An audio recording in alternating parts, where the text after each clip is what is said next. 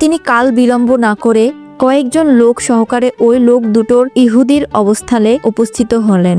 তিনি দেখলেন এ তো সেই দুজন যাদেরকে স্বপ্নে দেখানো হয়েছিল। তাদেরকে দেখে সুলতানের চোখে রক্তবর্ণ ধারণ করলো। তিনি জিজ্ঞাসা করলেন, কে তোমরা? কোথা থেকে এসেছো? তোমরা সুলতানের দাওয়াতে শরিক হলে না কেন? লোক দুটো নিজের পরিচয় গোপন করে বলল, আমরা মুসাফির, হজের উদ্দেশ্যে এসেছিলাম।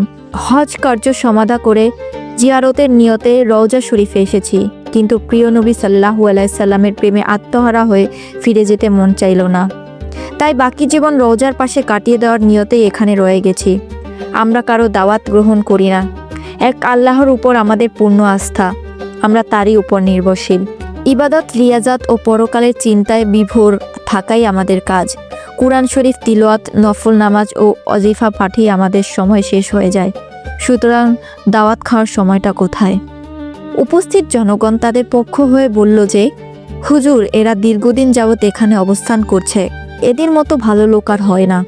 সবসময় দরিদ্র, এতিম ও অসহায় লোকদের প্রচুর পরিমাণ সাহায্য করে। তাদের দ্বারের উপর অত্র লোকদের প্রচুর পরিমাণের জীবিকা নির্ভর করে। এক কথায় তারা খুব ভালো লোক, কোনো সন্দেহই নেই। নুরউদ্দিন জাহাঙ্গীর রাদিয়াল্লাহু সাল্লাম লোকদের কথা শুনে লোক দুটোর প্রতি পুনরায় গভীর দৃষ্টিতে তাকালেন। অত্যন্ত গুরুত্বের সঙ্গে সূক্ষ্মভাবে তাদের পা থেকে মাথা পর্যন্ত পর্যবেক্ষণ করলেন। এতে আবারও তিনি নিশ্চিত হলেন এরা তারাই যাদেরকে তিনি স্বপ্নে দেখেছিলেন। এবার সুলতান জলদ গম্ভীর স্বরে তাদেরকে বললেন, সত্য কথা বলো, তোমরা কে? কেন, কি উদ্দেশ্যে এখানে থাকছো?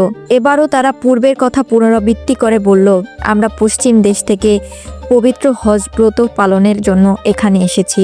রাসূল সাল্লাল্লাহু আলাইহি ওয়াসাল্লামের নৈকট্য লাভই আমাদের একমাত্র লক্ষ্য। এই উদ্দেশ্যেই আমরা এখানে অবস্থান করছি সুলতান, এতে সন্দেহ নেই বলে মনে হচ্ছে। সুলতান এবার কারো কথা কান না দিয়ে তাদেরকে সেখানে আটক রাখার নির্দেশ দিলেন।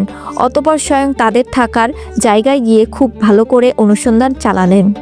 সেখানে অনেক মাল সম্পদ পাওয়া গেল বহু দুর্লভ কিতাবপত্র, কিন্তু এমন কোনো জিনিস পাওয়া গেল না যা দ্বারা স্বপ্নের বিষয়ে কোনো প্রকার সহায়তা হয়। নুরউদ্দিন জাহাঙ্গীর রাদিয়াল্লাহু সাল্লাম অত্যাধিক পেরেশান, অস্থির। এখনও রহস্য উদ্ঘাটন করতে না পারায় তিনি সীমাহীন চিন্তিত। এদিকে মদিনায় বহু লোক তাদের জন্য সুপারিশ করছে।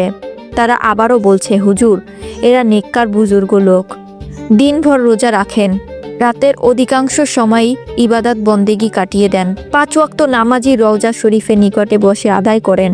কেউ কিছু চাইলে খালি হাতে ফিরিয়ে দেন না।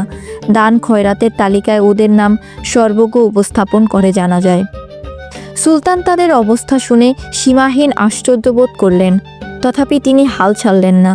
কক্ষে অংশে অনুসন্ধানী দৃষ্টি ফিরিয়ে যাচ্ছেন। ঘরের প্রতিটি বস্তুকে গভীরভাবে পর্যবেক্ষণ করছেন, কিন্তু সন্দেহ করার মতো কিছুই তিনি পাচ্ছেন না। নুরউদ্দিন জাহাঙ্গীর রাদিয়াল্লাহু সাল্লাম এক পর্যায়ে সঙ্গীদের বললেন, আচ্ছা, তাদের নামাজের মুসল্লাটা একটু উঠাও দেখি। সঙ্গীরা নির্দেশ পালন করলো। নামাজের মুসল্লিটি বিছানো ছিল একটি চাটাইয়ের উপর। সুলতান আবার নির্দেশ দিলেন, চাটাইটি সরিয়ে ফেলো। চাটাই সরানোর পর দেখা গেল একটা বিশাল পাথর। সুলতানের নির্দেশে তাও সরানো হলো। এবার পাওয়া গেল এমন একটি সুড়ঙ্গ পথ যা বহুদূর পর্যন্ত চলে গেছে, এমনকি তা পৌঁছে গেছে রওজা শরীফের অতি সন্নিকটে। এই ইতিহাসটির পার্ট 4 দেখতে স্ক্রিনে থাকা ভিডিওতে ক্লিক করুন অথবা ডেসক্রিপশনে থাকা লিঙ্কে ক্লিক করুন। আমি তিশা আছি আপনাদের সাথে, দেখছেন মিস্ট্রোবা।